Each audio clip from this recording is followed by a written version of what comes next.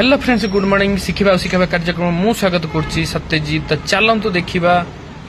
आपण मैंने जानते कि आम घर थी 5टी साधारण जिनस तुम इम्यूनिटी बढ़ई पारे तो चलतु वीडियो को फास्ट लास्ट पर्यंत देखूँ जानीपर तो नमस्कार सांग मैंने आम शरीर रोग प्रतिरोध शक्ति केमी बढ़ से किसी सहज उपाय बस 5टा करेंगे बस रोग प्रतिरोध शक्ति सब आप ठीक रहा थंडा ज्वर किसी भी हेनी तो देखु कौन कौन 5टा तो फास्ट हूँ दिन को अदा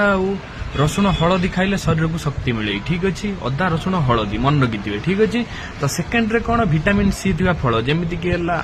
आमला है लेंबू है ठीक अच्छे जोटा को खाइले निहाती डेली गोटे लगा खाया कथा कहीं आप इम्यूनिटी ठीक रहा हूँ तुलसी और गोलमरीच काढ़ा बस यही दुटा पीले काश और थंडार सुरक्षा मिल ठीक अच्छे 4 नंबर कौन अच्छी लेंबू और महू पानी माने मिसेक यदि आपने पिउचंदी आपनकर मस्त रहिबो तापर आपण कोन